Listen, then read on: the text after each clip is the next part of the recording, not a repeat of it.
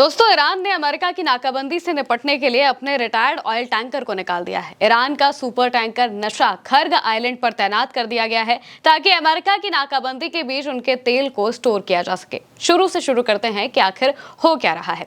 दरअसल पहले cease fire के बाद अमेरिका ने ईरान पर दबाव बनाने के लिए नाकाबंदी कर दी और इसके बाद होर्मुज को ईरान ने पूरी तरह से बंद कर दिया। ईरान की एक ही शर्त है कि नाकाबंदी हटाओ तो होर्मुज खुलेगा, वरना ये बंद रहेगा। अब अमेरिका ने ईरान के इंपोर्ट एक्सपोर्ट को रोकने के लिए ये नाकाबंदी की थी। इसका असर कुछ हद तक हुआ भी है, क्योंकि ईरान के कुछ टैंकरों को अमेरिका ने रोका, अपने कब्जे में लिया। लेकिन सालों से अमेरिका के सैंक्शंस झेलते हुए ईरान ने अपने जहाजों को निकालने के लिए कई तरीके निकाल लिए हैं, जिनमें एक तरीका घोस्ट या फिर शैडो फ्लीट सिस्टम भी है, जिसमें ईरान 20 से 30 साल पुराने जहाजों का इस्तेमाल करता है। ये टैंकर अपना ट्रैकिंग सिस्टम बंद कर देते हैं या फिर लोकेशन फर्जी दिखाते हैं। इनमें ईरान से जुड़ी कोई निशानी भी नहीं होती और फिर शिप टू शिप ट्रांसफर सबसे ज्यादा इसमें होता है। दरअसल नाकेबंदी की वजह से तेल की सप्लाई ठप है, जिसके चलते ईरान का ऑयल स्टोरेज भरता जा रहा है। तेल स्टोर करने की जगह तक नहीं बची है। इसको लेकर खबर भी लिखी गई है। क्लैश रिपोर्ट के हवाले से बताया गया है कि ईरान के पास अपना तेल स्टोर करने की जगह खत्म होती जा रही है। अब सिर्फ 12 से 22 दिनों की क्षमता ही बची है, क्योंकि यूएस की नौसैनिक नाकेबंदी ने एक्सपोर्ट में लगभग 70% की कटौती कर दी है। इसलिए होर्मुज स्ट्रेट से होने वाली शिपमेंट लगभग रुक गई है और कोई भी टैंकर वहां से गुजर नहीं पा रहा है। अगर ऐसा ही चलता रहा तो मई के मिड तक ईरान को पहले से की गई बड़ी कटौतियों के अलावा हर दिन 1.5 मिलियन बैरल और उत्पादन कम करने के लिए मजबूर होना पड़ सकता है। लेकिन इसके बावजूद इसका वित्तीय असर तुरंत नहीं दिखेगा, क्योंकि तेल की शिपमेंट को खरीदारों तक पहुंचने में समय लगता है और पेमेंट में भी देरी होती है। इसलिए सप्लाई की बढ़ती कमी के बावजूद ईरान को कुछ महीनों की राहत मिल जाएगी। वहीं अमेरिका की ट्रेजरी स्कॉट बेसेंट ने भी इसको लेकर एक पोस्ट किया। उन्होंने लिखा कि अमेरिका की नाकाबंदी के चलते ईरान का लड़खड़ाता तेल उद्योग अपना उत्पादन बंद करने लगा है। तेल की पंपिंग जल्द ही पूरी तरह ठप हो जाएगी।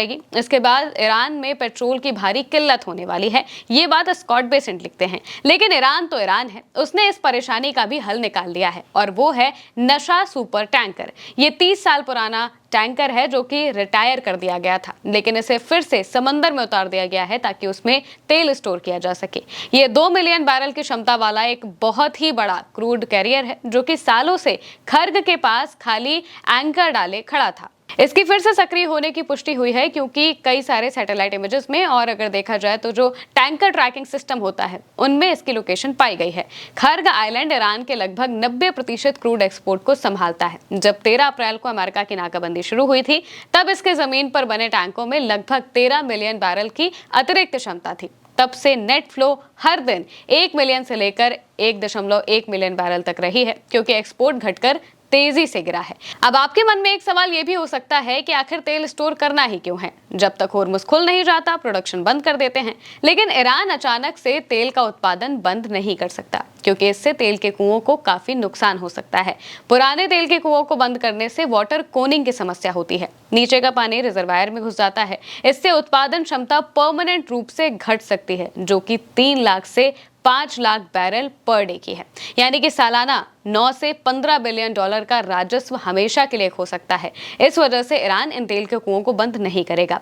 ईरान की सरकार की मुख्य इनकम तेल से ही आती है। रोजाना 400 से 500 मिलियन डॉलर का नुकसान इससे हो सकता है। अर्थव्यवस्था पहले से ही दबाव में है और बंद कुओं को दोबारा चालू करना महंगा पड़ सकता है और समय लेने वाला भी होता है। इस वजह से मौजूदा वक्त में इन कुओं को बंद नहीं किया जा सकता। तभी ईरान ने अपने जो पुराने रिटायर्ड टैंकर हैं उन्हें समंदर में उतार दिया है। अमेरिका ने नाकाबंदी की है ताकि ईरान पर आर्थिक तौर पर दबाव बनाया जा सके, और यही वजह है कि अमेरिका की नेवी अभी भी होर्मुज में खड़ी है।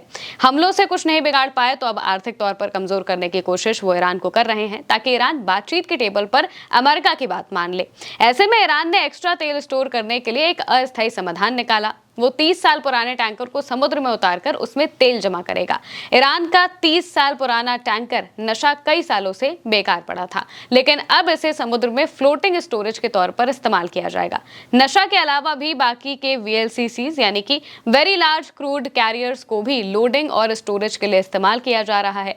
कुछ सैटेलाइट इमेजेस में खर्ग आइलैंड पर मल्टीपल टैंकर्स लोडिंग करते दिखे थे। इसके अलावा शैडो और घोस्ट फ्लीट अभी भी एक्टिव है। कुछ टैंकर्स AIS बंद करके यानी कि डार्क ट्रांजिट या फिर स्पूफिंग करके होर्मुज पार कर रहे हैं। कई रिपोर्ट्स में ये बताया जा चुका है कि 30 से ज्यादा जो ईरान के जहाज हैं वो होर्मुज पार कर चुके हैं अमेरिका की नाकाबंदी से लेकर अब तक। इसके साथ में ही अलग अलग जगहों पर ईरान के जो शैडो फ्लीट्स हैं वो नजर आ रहे हैं और उनसे तेल ट्रांसफर काफी तेजी से किया जा रहा है और उसे स्टोर किया जा रहा है। पहले से ही अफ्लोट यानी कि समुद्र में करीब 160 से 183 मिलियन बैरल तेल पहले से ही भेजा जा चुका है, जो कि रेवेन्यू भी दे रहा है। यानी कि अभी भी करीब 20 से 22 दिनों तक ईरान अपना काम चला सकता है इस फ्लोटिंग स्टोरेज के जरिए, जिसके लिए उसने 30 साल पुराने जो अपने टैंकर्स हैं उन्हें बाहर निकाला है। और इसी वजह से अमेरिका की नाकाबंदी के बावजूद अमेरिका बहुत जल्द इसे खत्म करना चाहता है, यानी कि इस जंग को खत्म करना चाहता है, लेकिन ईरान अपनी बातों पर अड़ा हुआ है, जिस वजह से ही ईरान झुकने को राजी भी नहीं है।